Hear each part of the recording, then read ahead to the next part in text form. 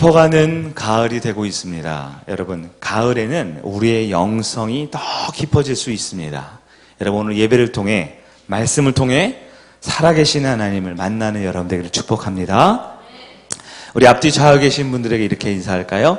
깊어가는 가을, 더 깊은 영성을 갖기를 바랍니다. 아멘, 아멘. 네. 1800년대, 그러니까 지금으로부터 약 200년 전이에요. 200년 전에 오스트리아에 있는 한 큰 대형 병원에 있었던 일입니다. 오스트리아, 유럽에 있죠? 그 당시 오스트리아는 세계에서 가장 의학이 발달한 나라였어요. 근데 그 오스트리아에 있는 한 큰 병원, 그 중에 산부인과에 병원장이 있었는데요. 그분에게는 큰 고민이 있었습니다. 어떤 고민이었냐면, 그 오스트리아에서 가장 유명한 병원이었고 가장 많은 산모들이 찾아와서 아이를 잘 낳았어요.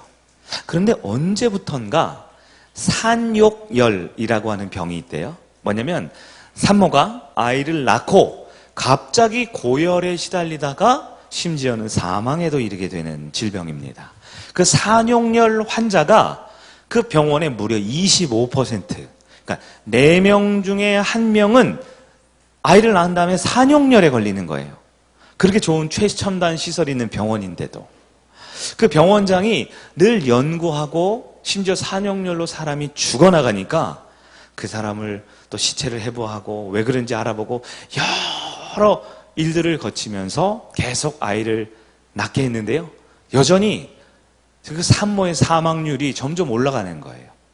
병원장이 여러 가지 고민을 했지만 해결을 하지 못하던 끝에 어느 날 우리 의사 선생님들은 몇 주씩 이렇게 그 학회를 다녀 오시잖아요. 그 병원장도 3주간 이 해외 출장으로 학회를 다녀오게 되었습니다. 3주 동안 이 병원을 비운 거죠. 근데 돌아오고 난 다음에 3주가 돌아오고 난 다음에 놀라운 일이 벌어진 거예요. 무슨 일이냐?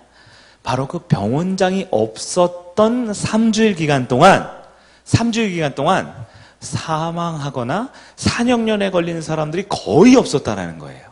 거의 없었다라는 거예요. 누가 문제였다는 얘기예요? 그 병원장이 문제였다라는 생각이 드는 거예요. 그래서 이 병원장이 여러 가지 검사와 이유를 찾던 끝에 원인을 알아냈어요. 무엇이냐? 지금으로부터 200년 전이라고 했잖아요. 그 당시만 해도 이 세균, 박테리아나 바이러스에 대한 의식이 요즘처럼 이렇게 있지 않았던 시대였습니다. 병원장이 산욕열로 사람이 죽으면 어떻게 할까요? 바로 그 시체를 해부하고 부검도 해보고 여러 가지 일을 해보는 거예요. 그러다 보면 사람이 죽으면 그 다음부터 뭐가 생겨요? 세균이 번식하고 박테리아가 막 돌아다니겠죠? 그런데 그 당시만 해도요, 저도 지금 이렇게 하얀 옷을 입고 있지만 의사 선생님들은 하얀색 가운을 입고 있잖아요. 하얀색 가운에 열심히 수술을 하고 열심히 시체를 해부해서 몸에 피가 묻고 고름이 묻고 하는 것이 그 당시에는 마치 훈장처럼 여겨지던 시대였대요. 내가 그만큼 사람을 위해서 생명을 살렸고 그만큼 많은 피를 흘려가면서 일을 했다. 그래서 경력이 많고 훌륭한 의사일수록 아주 지저분한 피와 고름이 묻어있는 이 수술 의사복을 입고 아이를 받기 시작했다라는 거예요. 누가 문제였을까요? 바로 병원장. 당시 세균과 이 바이러스에 대한 분명한 의식이 없었던 병원장이 바로 세균 덩어리였고, 그 의사가 아이를 받을 때마다 많은 산모가 바이러스와 세균에 감염이 되었다라는 것이죠. 여러분, 이 땅을 살아가면서 많은 사람들이 이 병원장님과 같은 오류에 범하기도 합니다. 무슨 얘기냐? 정작 어떤 나쁜 일이나 어려움이 있을 때 가장 큰 원인이 누구에게 있었냐면 바로 자기 자신에게 있는데, 문제만 벌어지면 남을 탓하는 거예요. 어떤 어려운 상황이 벌어지면 환경을 탓합니다. 사업이 안 되고 취업이 잘 안 되고 입시에 문제가 생기고 혹은 자녀에 대해서 어려움이 생길 때마다 사람들은 세상을 탓합니다. 누군가를 탓합니다. 국가 정부를 탓합니다. 심지어 하나님을 탓합니다. 자기 스스로의 문제를 발견하거나 그 문제를 돌이키려 하지 않고 자기를 속이는 것이죠. 그리고 합리화를 합니다. 나는 최선을 다하고 있는데, 내 나름 열심히 하고 있는데 이 세상이 너무 타락했어. 사람들이 너무 내 마음을 몰라줘 하면서 자기 기만에 빠진 것이지요. 사회심리학에서는 이러한 사람을 뭐라 그러냐? 상자 속에 갇혀있는 사람이다라고 표현한다 그러더라고요. 오늘 말씀의 제목이기도 합니다. 우리 한국 속담에는 비슷한 말이 있어요. 무슨 말이 있냐면 우물안 개구리, 이런 표현이 있죠. 우물 안에 있는 개구리는 세상을 전부 다 무엇을 통해서만 봐요? 그 우물 크기를 통해서만 세상을 바라볼 수 있잖아요. 상자 속에 갇힌 사람. 혹시 우리들이 그러한지 아는가? 오늘 말씀을 통해 비추어 볼 수 있어야 합니다. 많은 사람들이 자기의 주관이 굉장히 뚜렷해요. 주관이 뚜렷하다는 것은 좋은 일이지만 내 생각이 너무너무 강하다 보면 내 삶을 내 생각 속에 가두어 놓고 살아가는 경우가 있습니다. 어떤 분들은 자기의 의로움이 너무나 강합니다. 그래서 항상 바르게 살고 의롭게 살려고 애를 써요. 그러다 보면 너무 의로움이 넘치다 보면 나 외에 다른 사람들은 다 틀리다라고 생각하기 쉬워진다라는 거예요. 심지어 어떤 분들은요, 자기 자신에 대한 너무나 고정관념이 심해서 자기 자신을 어떻게 생각하냐? 너무 비관적으로 생각하는, 특히 이 시대 젊은 분들이 많이 있습니다. 그래서 내가 너무 어때요? 내가 너무 불쌍해요. 내가 너무 안타까워요. 내가 너무 불행해요. 그 생각의 틀 속에 나를 가둬두고 나는 안 돼, 나는 못해, 나는 할 수 없어, 그 상자 속에 갇혀진 채 스스로 나오지 못하는 많은 분들이 있다라는 것입니다. 여러분 어떠합니까? 신앙생활 가운데도 여러분 상자 속에 갇혀 있거나 우물안 개구리처럼 살아가게 된다라면 아무리 우리가 매주일 하나님을 예배하고 찬양하지만 그 성도의 삶은 불행한 삶에서 벗어나올 수 없다라는 거예요. 오늘 말씀을 통해 우리의 모습이 혹시 상자 속에 갇혀있지는 않았는지, 내 삶이 우물안 개구리는 아니었는지 말씀을 통해 점검해 보기를 원합니다. 오늘 성경으로 다시 돌아가면 열왕기상 18장, 이스라엘에 3년 반 동안 극심한 기근이 찾아왔습니다. 왜 극심한 기근이 찾아왔냐? 우리가 18장 1절부터 지금 벌써 한 5번째 열왕기상을 보고 있는데요. 그 이유는 사실 17장에 나와 있어요. 여러분 성경 있으시면 열왕기상 17장 1절 말씀을 한번 보실까요? 17장 1절 말씀입니다. 제가 읽어드릴게요. 길르앗에 우거하는 자 중에 디셉 사람 엘리야가 아합에게 말하되 내가 섬기는 이스라엘의 하나님 여호와께서 살아계심을 두고 맹세하노니, 같이 한번 읽습니다. 그 다음부터 시작. 내 말이 없으면 수년 동안 비도 이슬도 있지 아니하리라 하니라. 아멘. 엘리야가 예언을 했습니다. 하나님의 살아계심을 두고 맹세하며 예언을 했어요. 뭐라고 얘기했어요? 수년 동안 비 한 방울 안 오고요. 여러분 비가 안 와도 여름철에는 이렇게 습도가 높을 때는 새벽마다 이 꽃잎 같은 데 뭐가 맺히죠? 이슬이 맺히죠. 근데 그런 이슬조차 맺히지 않은 극심한 가뭄이 3년 반 동안 이어진다라는 거예요. 오늘 본문 18장 16절 다시 돌아와 보시면 드디어 3년 반이 지나 그 극심한 가뭄이 있었는데 드디어 아합 왕이 그 엘리야를 만난 거예요. 엘리야를 만납니다. 그리고 보자마자 17절에 뭐라고 했냐? 엘리야를 볼 때에 아합이 그에게 이르되, 같이 한번 읽어봅니다. 시작. 이스라엘을 괴롭게 하는 자여 너냐? 자, 아합 왕이 엘리야를 보자마자 뭐라고 했다고요? 이스라엘을 괴롭게 하는 자. 이 괴롭혔다라는 건 뭘 괴롭혔다라는 거예요? 엘리야의 예언 때문에, 엘리야의 그 저주 같은 예언 때문에 비 한 방울, 이슬 한 방울 맺히지 않게 되었다. 그래서 누가 이스라엘을 힘들게 했다라는 거예요? 엘리야가. 누가 이스라엘 백성들을 괴롭게 만들었다는 거예요? 엘리야가. 여러분 아합은 누구예요? 아합의 직분이 뭡니까? 왕이죠. 여러분 왕은 백성을 돌봐야 합니다. 백성을 다스리고 백성을 행복하게 해줘야 되는 거예요. 여러분 아합도 왕으로서 자기 백성 소중하게 생각했어요. 내 백성, 이 경제가 활성화되고 내 백성 일자리가 창출이 되고 내 백성 좀 잘 먹고 잘 살았으면 좋겠다. 그것을 위해서 열심히 일한 왕이었단 말이에요. 그런데 웬 한 엘리야라는 사람이 갑자기 저주를 퍼부었는데 그 저주가 현실이 된 거예요. 자, 아합 왕의 입장에서 엘리야가 좋은 사람일까요? 나쁜 사람일까요? 너무나 끔찍이 싫은 거예요. 한 달, 두 달이 아닙니다. 1년, 2년이 아니에요. 무려 3년 반 동안. 우리는 오늘 아침에도 하나님께서 이렇게 은혜의 단비를 주셨는데 이스라엘은 비가 오지 않으면 농사를 지을 수 없고 비가 오지 않으면 요단강이 마르고 비가 오지 않으면 양들이 먹을 풀이 자라지 않는 척박한 땅이란 말이에요. 3년 반 동안 비가 오지 않은 엘리야를 향해 저주하고 비난하고 괴롭게 하는 자요 라고 말하는 것은 당연한 일 아닙니까? 지금 아합 왕은 분노로 가득 차 있어요. 여러분이 아합 왕의 입장에 한번 대보세요. 아합이라면 그 엘리야를 물 찾으러 갔는데 딱 마주쳤단 말이에요. 속에 화가 나요, 안 나요? 열불이 납니다. 저 인간 때문에 이 나라가 이렇게 어렵게 된 거야. 그래서 엘리야를 보자마자 뭐라고 했다고요?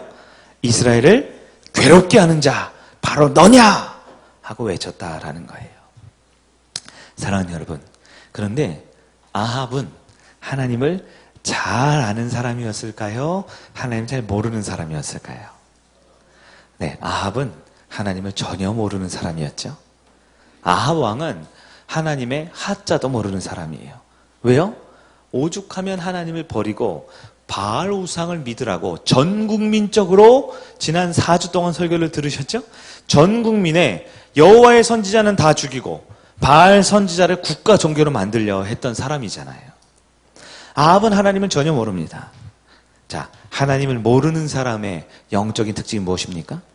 하나님을 모르면 문제가 발생하면 그 즉시 다른 사람 탓을 하기 시작한다라는 것입니다. 하나님을 모르는 사람은 내 삶에 어떤 어려움이 왔을 때 즉각적으로 누가 이 문제 잘못했어? 라고 하면서 비난하고 공격할 사람을 찾는다라는 것이지요. 여러분, 그런데 우리 인간의 본성이 그러합니다. 인간의 본성은요, 내 삶에 어려운 일이 있어요. 내가 원하던 것을 이루지 못했어요. 정말 꿈꿨지만 실패했어요. 그러면 누구를 보느냐? 다른 사람을 탓합니다. 환경을 탓합니다. 탓할 것이 없으면 정부를 탓합니다. 그러다 탓할 것이 없으면 하나님을 탓하고 교회를 탓하게 되어 있는 것이죠. 여러분 가운데도 혹시 오랫동안 준비했는데 해결되지 않은 문제가 있습니까? 내가 정말 열심히 기도한다고 했는데 응답이 없었던 일이 있어요?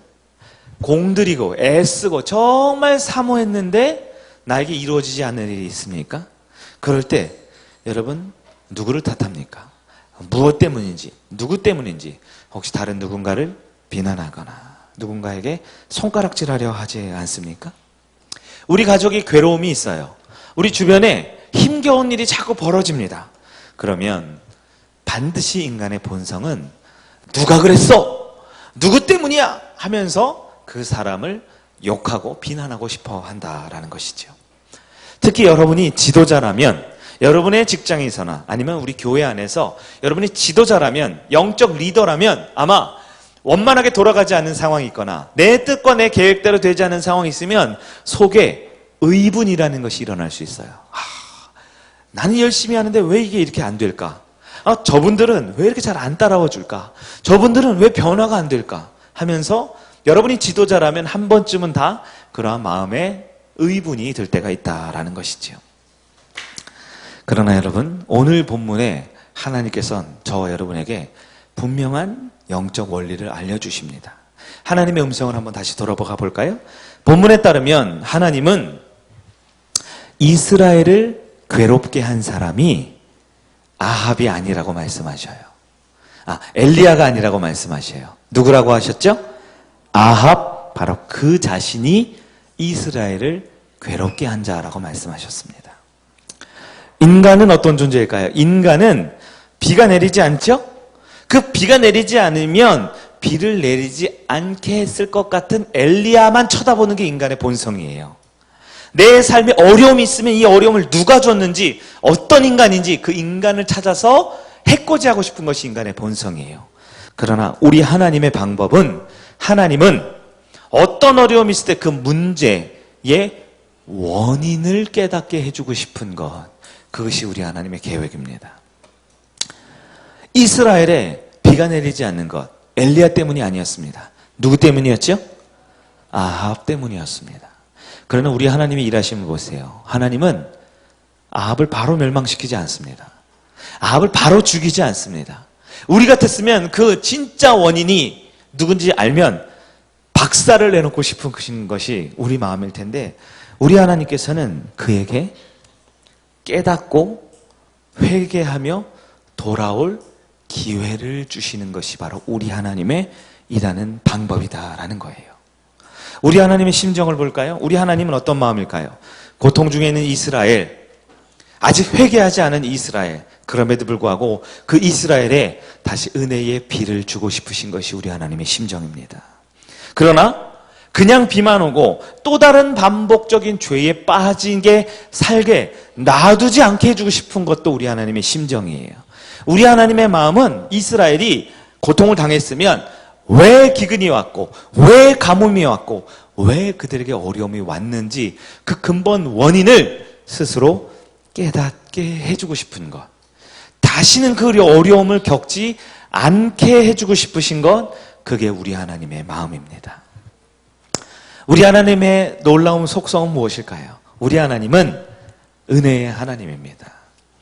아무리 큰 죄인일지라도 그에게 돌이킬 수 있는 기회를 주고 싶으신 은혜의 하나님이십니다. 죄인이었던 아합일지라도 그가 3년, 아니 6년, 10년 기근에 죽게 만드는 것이 아니라 엘리야를 통하여 그의 문제를 스스로 알 수 있게 해주고 싶으신 은혜의 하나님이심을 믿기를 주님의 이름으로 축복합니다. 하나님이 어떻게 엘리야를 통해 아합에게 정말 이스라엘을 괴롭힌 자가 누군지, 정말 비를 내리지 못하게 한 자가 누군지 알게 해주시는 방법이 무엇일까요?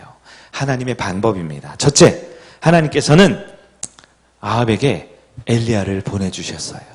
18장 18절 상반절을 한번 볼까요? 그가 대답하되, 우리 한번 같이 읽어봅니다. 시작. 그가 대답하되 내가 이스라엘을 괴롭게 한 것이 아니라 당신과 당신의 아버지의 집이 괴롭게 하였으니. 아멘. 거기까지만 읽을게요.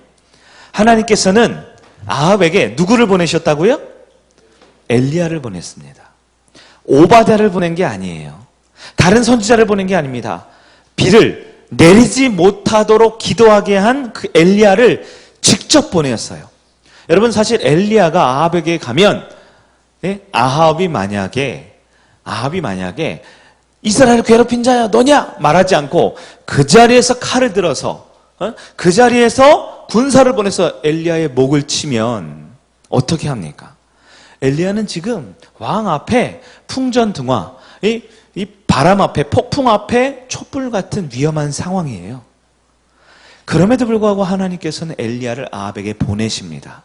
왜 보내실까요? 이스라엘을 괴롭게 한, 모든 사람이 이스라엘을 괴롭게 했다라고 오해하는 엘리야를 진짜 문제의 근원인 아합에게 직접 만나게 하시는 거예요. 그리고 하나님의 음성을 직접 듣게 만드셨습니다. 백성이 지금 고생당하고 백성이 괴롭고 백성이 힘들게 사는 이유가 엘리야 때문이 아니라 아합 자기 자신임을 완전히 깨달을 수 있는 기회를 주시는 거예요. 우리가 오늘 서두에 따르면 아합이 어떤 사람이었을까요? 상자 안에 갇혀있던 사람이에요. 하나님은 엘리야를 아합에게 보내줌으로 상자 안에 갇혀있던 엘리야의 자신의 모습을 깨닫게 해주셨다라는 것입니다. 사랑하는 여러분, 은혜가 무엇입니까? 은혜란 자기 자신을 돌아볼 수 있는 것이 은혜입니다.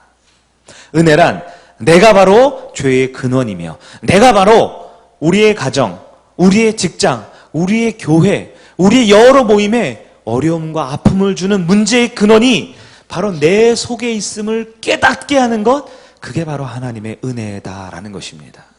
인간의 본성은 하나님의 은혜가 주어지지 않으면 절대 자신의 연약함을 보지 못합니다. 예수님께서도 말씀하셨죠. 내 눈에 뭐가 들어있어요? 들보가 있는데도 다른 사람의 눈에 들어있는 티끌만 보는 것이 인간의 본성이다라는 것이죠. 하나님께서는 엘리야를 통하여 아합에게 바로 아합이 이스라엘 괴롭게 한 자임을 깨닫게 해주셨어요. 하나님의 방법 두 번째는 18절 하반부에 있습니다. 이는, 거기서부터 한번 읽어볼까요? 시작. 이는 여호와의 명령을 버렸고 당신이 바알들을 따랐습니다. 아멘. 하나님께서는 두 번째로 아합에게 무엇을 말씀하셨냐? 아합이 가지고 있는, 이스라엘이 겪고 있는 그 기근의 문제, 가뭄의 문제, 비가 안 오는 것이 문제가 아니라 진짜 문제는 영적인 타락함에 있었다라는 것을 알려주셨습니다. 바로 바알을 숭배하는 이스라엘 백성과 아합 왕이 가지고 있는 그 영적인 타락, 영적인 죄악이 지금 이스라엘에게 주어진 가장 심각한 문제의 핵심임을 알게 해주셨다라는 거예요. 여러분, 바알 우상에 대해서는 제가 여러 번 말씀을 드렸죠. 바알은 무슨 우상이라고 그랬어요? 생계형 우상이라고 그랬어요. 바알은요, 참 신기한 우상이에요. 바알은 절대 바알신 나만 믿어 라고 말하지 않아요. 바알신과 짝을 이루는 신이 있습니다. 여러분 많이 들어보셨을 거예요. 바알과 뭐라 그래요? 바알과 아세라라 그러죠. 바알은 하늘의 신이고 아세라는 대지의 신, 땅의 신이에요. 여러분, 웬만한 신이면 내가 최고라고 할 텐데 바알은 그렇지 않아요. 하늘도 중요하지만 땅도 중요하니까 바알과 아세라를 같이 믿으라 그래요. 심지어 너 이스라엘이야? 여호와 하나님 믿어. 그리고 나도 믿어. 너 이스라엘 백성들 여호와 하나님 열심히 믿어. 교회 가. 그런데 비 안 오지? 그러니까 나한테 기도도 좀 해. 이게 바알이라는 거예요. 생계형 우상. 먹고 사는 문제를 자꾸 건드려요. 이게 바알 우상이지요. 이스라엘은 지금 가장 심각한 문제에 빠져 있습니다. 안 그래도 바알에 빠져 있는데 비가 안 오니까 사람들이 비 내려달라고 엄청나게 바알 우상을 찾기 시작한 거예요. 그러나 이게 하나님의 방법이에요. 왜요? 바알 우상이 거짓인 것을, 끝까지 거짓인 것을 뿌리째 뽑아내기 위하여 엘리야를 통해 그들이 믿고 있는 바알 우상의 실체를 보여주는 것이죠. 오늘날 바알 우상은 뭡니까? 바알 우상은 불교를 믿거나 다른 천주교를 믿거나 아니면 다른 여러 종교를 믿는 것이 바알이 아니에요. 바알이라고 하는 이 우상의 특징은 생계형, 생활 밀착형 우상입니다. 여러분의 주머니에 있는 지갑이 바알 우상이 될 수 있습니다. 여러분이 그렇게 애지중지 키우고 눈에 넣어도 아프지 않은 그 자녀들이 바알 우상이 될 수 있어요. 말씀을 잘 들으셔야 합니다. 돈이 바알이라는 뜻이 아니에요. 내 아들, 딸이 바알이라는 게 아니에요. 내가 하나님만큼 의지하고 소중히 여기고 하나님을 대신해서 내가 매달려 더 많은 관심과 더 많은 내 삶의 소중한 부분을 드릴 때 그 어떤 것도 바알 우상으로 변해버릴 수 있다라는 것입니다. 하나님께서는 이스라엘을 살려주고 싶었어요. 이스라엘을 회복시켜주고 싶었어요. 아합 왕, 비록 바알을 섬기는 나쁘고 악한 왕이라 할지라도 그에게 두 번째 기회를 주고 싶으신 은혜의 하나님이심을 기억하기를 바랍니다. 하나님은 오늘 이 아침에 저와 여러분에게도 찾아오셔서 동일한 말씀을 해주십니다. 여러분의 인생에 기근이 있는 분들이 있어요. 비가 내리지 않아서 가뭄 속에 사업적으로나 직장에서나 공부하는 학생들, 우리 자녀들뿐만 아니고 우리 모든 삶에서 너무 힘들다, 너무 퍽퍽하다, 너무 괴롭다 하는 인생의 가뭄과 인생의 기근의 여러 문제들이 있을 수 있습니다. 그럴 때 우리는 누구를 탓할 것인가? 무엇을 탓할 것인가? 이 시대에 있는 청년들은 신조어를 만들어냅니다. 헬조선이라는 말을 만들어내지요.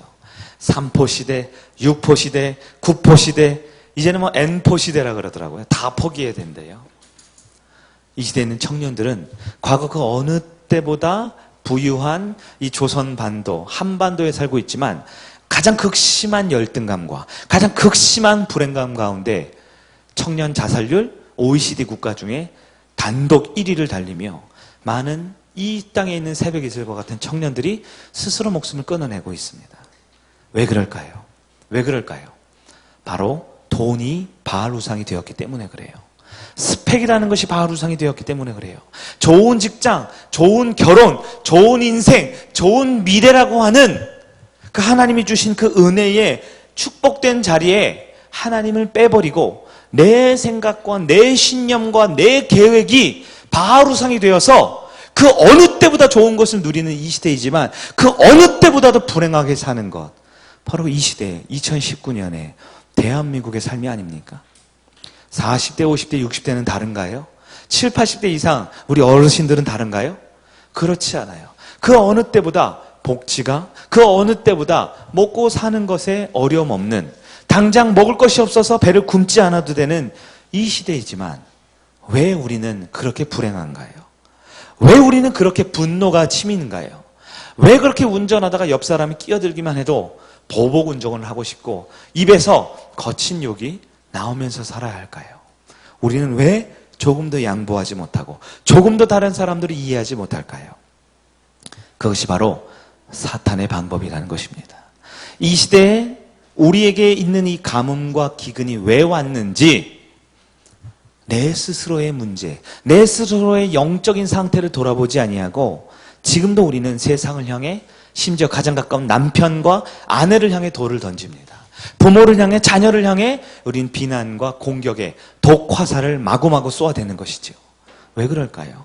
교회 안에서도 우리는 나쁜 사람들이 아무도 없는데 제가 아무리 눈 씻고 봐도 이 동네 사는 사람 중에 제일 착한 사람들이 여기 모여 있는데 왜 우리는 일주일에 한 번씩 세계 3차 대전을 속으로 겉으로 치러야 할까요? 우리는 내 스스로가 상자 속에 있는 사람이라면 그 상자에서 나올 수 있어야 합니다. 우물 안에 갇혀있는 개구리라면 그 우물 밖으로 나올 수 있어야 한다라는 거예요. 하나님께서는 우리에게 어떻게 하실까요? 하나님은 저와 여러분의 인생에 진짜 비를 주고 싶어 하시는 사랑의 하나님이십니다. 물질의 문제, 건강의 문제, 인생의 어떤 고민과 갈등과 고통도 해결해 주고 싶으신 것이 우리 하나님이세요. 그런데 우리 하나님의 방법은요, 내 사랑하는 아들들아, 딸들아, 힘들었지? 내가 무조건 해결해 줄게. 내가 무조건 복을 줄게. 그런 분이 아니세요. 왜냐하면 우리 하나님은 우리 인생에 여전히 붙들고 있는 그 바알 우상을 내려놓게 해주고 싶으신 것, 진짜 하나님의 복을 누리고 싶게 해주고 싶으신 것이 우리 하나님의 마음이거든요. 그래서 비를 내리기 전에 우리 스스로에게 두 가지를 허락하세요. 첫째, 우리에게도 본문의 말씀처럼 엘리야를 보내주십니다. 엘리야를 보내주세요. 어떻게 보내주실까요? 예배 시간에 설교를 통해 말씀을 듣게 하십니다. 여러분 목장 모임을 통해 여러분 목자와 목원들의 나눔과 대화를 통해 하나님의 말씀을 듣게 하세요. 그러면서 문제의 근원이 밖에 있는 것이 아니라 바로 내 속에 있었구나. 이 세상을 바라보는 이 힘들고 어렵게 살아가는 그 마음이 다른 환경에 있는 것이 아니라 바로 나의 내면에 있었구나 라는 것을 깨닫게 해주시는 거예요. 우리가 그 상자 속에 갇혀있는 그 상자 속에 답답한 그 작은 공간 안에 살아가고 있는 우리 연약한 마음, 그 갇혀있는 마음을 나올 수 있도록 우리에게 이 시간에도 말씀과 엘리야, 우리에게 은혜를 허락해 주시는 하나님이시다라는 것입니다. 또한 우리 삶의 두 번째로 우리가 가지고 있는 모든 문제, 그 문제가 아님을 깨닫게 해주세요. 우리는 돈 때문에 힘들어합니다. 건강 때문에 힘들어합니다. 가장 살아가지만 가족 관계, 가족 식구들 때문에 가장 괴로워해요. 직장에서 또한 교회에서 사랑하고 나를 돈 벌어주는 좋은 곳인데 그곳에 있는 여러 갈등들 때문에 힘들어합니다. 그러나 하나님은 돈이 문제가 아니라 건강의 문제가 아니라 미래와 성공과 스펙이 문제가 아니라 바로 우리 내면에 있는 영적인 문제가 우리를 힘들게 하는 것임을 깨닫게 해주시고 싶으신 것이 우리 하나님의 뜻입니다. 바알 우상은 지금도 우리에게 찾아옵니다. 생계형 우상입니다. 오늘 아침에도 여러분은 무슨 걱정을 하고 지금 이 자리에 예배를 드립니까? 어떤 마음의 불편함으로 이 자리에 예배를 드립니까? 그것이 예배라는 이름일지라도 성경이라는 이름일지라도 찬송을 부르는 거라 할지라도 여러분의 마음에 하나님의 자리를 대신해서 그것이 우상시 되면 그것이 바로 우리의 바알 우상이 될 수 있습니다. 은혜는 두 번째 기회입니다. 은혜는 죄인에게 다시 돌아올 수 있게 해주는 기회입니다. 은혜는 누구에게 필요할까요? 은혜는 의인에게 필요한 것이 아닙니다. 은혜는 우리 같은 죄인에게 필요한 것입니다. 은혜란 무엇일까요? 은혜는 스스로 돌아볼 수 있게 만들어주는 하나님의 기회입니다.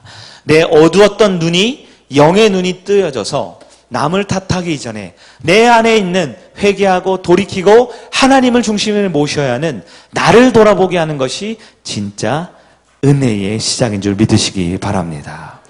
은혜는 아합과 같은 나쁜 왕도 다시 한번 돌이킬 기회를 주는 것, 그게 은혜입니다. 제가 보기에 우리 성도님들 중에 아합보다 나쁜 사람은 없어요. 아합보다 더 우상 숭배하는 사람은 없어요. 우리에게 은혜가 주어지면, 그 은혜를 받아들이면 우리의 어떤 힘들고 어려운 상황도 이기게 해주실 하나님을 바라보는 여러분들에게 축원합니다. 오늘은 아합의 관점으로 성경을 잠시 봤어요. 근데 정말 아합이 하나님의 은혜를 받아들였으면 어떻게 됐을까요? 하나님의 그 기회, 다시 스스로 돌아볼 기회, 상자에서 나올 수 있는 기회를 받아들였으면 어떻게 됐을까요? 아마 아합도 오바댜처럼 엘리야의 친구가 될 수 있었을 거예요. 아합도 다윗 왕처럼 이스라엘의 위대하고 놀라운 역사에 남을 위대한 왕이 될 수 있었을 거예요. 아합도 하나님을 믿고 하나님의 자녀로 구원받을 수 있었을 거예요. 그러나 여러분, 아합은 은혜를 거부했습니다. 지금까지 설교한 내용과 달리 여전히 엘리야 때문에 비가 오지 않았다라고 끝까지 그렇게 믿고 상자 속에 나오기를 거부했습니다. 우물한 개구리의 삶을 살기를 유지했습니다. 스스로 내면을 돌아보지 않고 끝까지 엘리야를 향해 손가락질하다가 열왕기상 22장 35절에 따르면 전쟁 중에 예언대로 비참하게 죽고 그의 피를 개가 핥는 비참한 끝을 맞았습니다. 사랑하는 성일교회 성도 여러분, 복 있는 사람은 문제가 있을 때 나 자신을 볼 수 있는 사람입니다. 저를 한번 따라해 보실까요? 복 있는 사람은 문제가 있을 때 나를 볼 수 있는 사람이다. 아멘. 목회자는 사람들을 많이 만나잖아요. 많이 만나죠. 여러분은 6개월, 1년마다 저를 본다 생각하시지만 개인적으로 저는 매주일 거의 매일같이 성도들을 만나게 됩니다. 제가 우리 성일교회 오기 전에도 부교육자를 18년 했잖아요. 초등부, 유치부, 중등부, 고등부, 대학부, 청년부, 교구까지 여러 사람들을 만나봤어요. 그러다 보면 여러분, 목사님을 만날 때 보통 좋은 일로 만나요? 안 좋은 일로 만나요? 좋은 일이 있을 때는 자기들끼리 외식하더라고요. 자기들끼리 파티해요. 안 좋은 일이 있을 때 만난단 말이에요. 그런데 제가 딱 만나서 얘기를 들어보면, 이건 제 얘기니까 제 기준이죠. 제가 얘기를 들어보면 그 사람이 바로 문제가 있어요. 그 사람 때문에 그 가정이 안 좋은 거예요. 그 사람 때문에 교회가 어려워요. 그 사람 때문에 직장이 참 어렵다는 얘기를 하는데 알고 보면 그 사람이 좀 바뀌어야 될 것 같은데 이런 생각이 들어요. 심지어 교회 안에서 이 성도들을 보면요, 교회를 막 욕하고 담임 목사님을 막 욕하고 그다음 막 전도사님이나 옆에 있는 권사님들 막 비난하는 사람들을 보면 속으로 절대 이런 말을 하지 않았지만 뭐라고 제가 속으로 생각했을까요? 너만 잘하면 될 것 같은데요. 이런 생각이 들더라고요. 그래서 제가 직접 면상에다고 말을 못하고 새벽에 하나님 앞에 따지잖아요. 하나님, 왜 저런 인간들을 저한테, 왜 이런 상황을 자꾸 저한테 주십니까? 이렇게 어려운 사람들을 저한테 보내주십니까? 왜 이렇게 인복이 없습니까, 저는? 왜 좋은 사람들을 주변에 두지? 그런데 그럴 때 하나님께서 제 마음에 주시는 말씀이 있어요. 하나님 뭐라 그러시냐? 김 목사, 네가 아합이야, 네가. 바로 네 자신이 아합이었어. 라고 이렇게 말씀을 하세요. 저는 제가 엘리야인 줄 알았어요. 세상을 변화시키고 말씀 한마디에 비도 내렸다 안 내렸다 세상을 하나님 뜻대로 만들 수 있는 위대한 선지자가 되어야지. 저는 제가 오바대한 줄 알았던 거예요.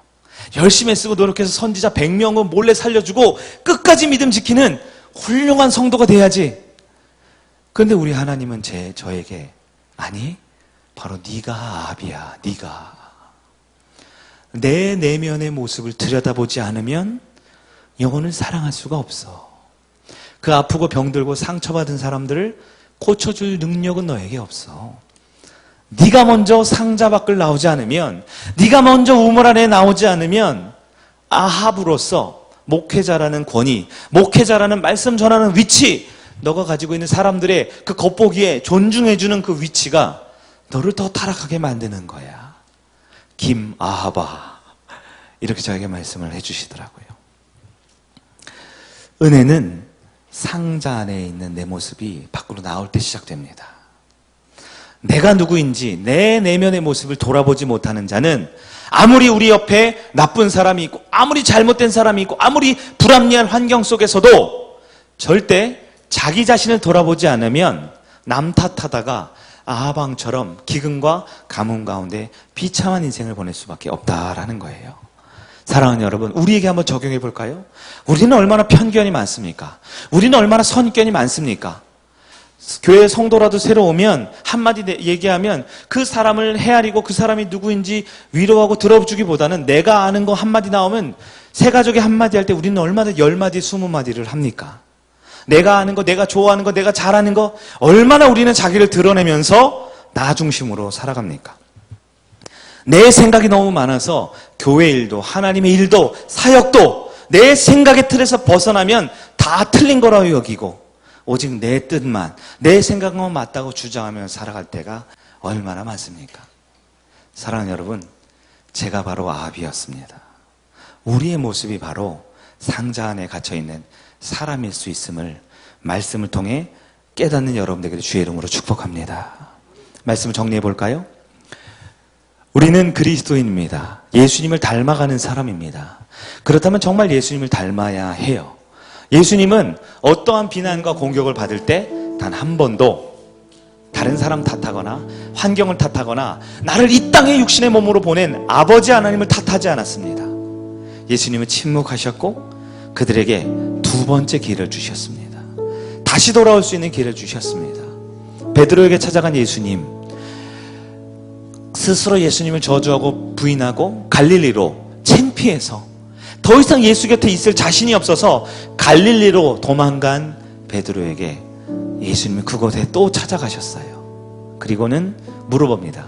요한의 아들 시몬아, 내가 나를 사랑하느냐? 내가 나를 사랑하느냐? 내가 나를 사랑하느냐? 베드로는 속으로 주님 아시잖아요. 제가 주님 사랑하는 걸. 주님도 알고 계시지요. 그러나 또 물어보십니다. 왜요? 우리에게 두 번째 기회를 주고 싶으시기 때문입니다. 우리 스스로를 돌아보게 해주고 싶으시기 때문입니다. 비록 우리는 예수님을 저주하고 부인했지만, 비록 우리는 아합 왕과 같이 그 모든 문제의 근원이 나에게 있었지만, 우리는 예수님을 바라보고 세상을 바라볼 때 예수님은 좋은 사람, 세상은 나쁜 사람들, 이렇게 이분법적으로 살아갈 때가 많아요. 그러나 오늘 말씀을 통해 우리 주님께서는 저와 여러분에게 내가 바로 베드로임을 깨닫게 해주십니다. 내가 바로 아합 왕과 같은 나쁜 왕이었음을 깨닫게 해주십니다. 오늘 말씀을 통해 더 이상 우리 가족들을, 더 이상 우리 공동체를, 더 이상 우리 직장에 있는 여러 환경들을 비난하고 정죄하는 내가 아닌 내 안에 있는 모습을 먼저 주님 앞에 드러낼 수 있는, 스스로를 이렇게 회개할 수 있는 그 은혜 받는 여러분 되기를 축원합니다. 가을이 이제 시작되었습니다. 비가 오는 거 보면 여름에 내리는 비가 아니라 이제 가을 비지요. 가을은 기도하기 좋은 계절입니다. 여러분, 내 스스로를 돌아보기 위해서 가장 좋은 길은 하나님 앞에 기도하는 것입니다. 상자 안에 있는 내 모습에 나오는 것을 기도하는 것입니다. 여러분, 할 수만 있다면 새벽에 결단하기를 바랍니다. 할 수만 있다면 다시 이 가을 금요 심야 예배를 통하여 주님 앞에 10분, 20분이라도 내 삶을 돌아볼 수 있는 그 기도의 자리로 나아가시기를 바랍니다. 그럴 때 하나님의 은혜는 우리 상자 안에서 꺼내 주십니다. 그럴 때 우리 하나님의 은혜는 비를 주시는 것뿐만 아니라 우리를 더 훌륭한 이 시대에 필요한 엘리야로 우리를 바꿔주실 줄 믿습니다. 다다음 주에는 성경 통독 수련회가 있습니다. 여러분, 좋은 기회입니다.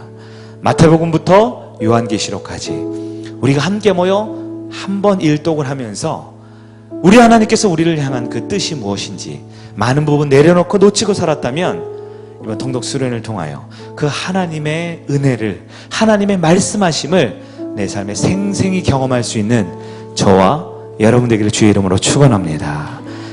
이 시간 우리 자리에서 다 일어나셔서 우리를 부르신 그 예수 우리 다시 한번 가사를 하나하나 생각하며 함께 찬양하는 시간을 갖겠습니다.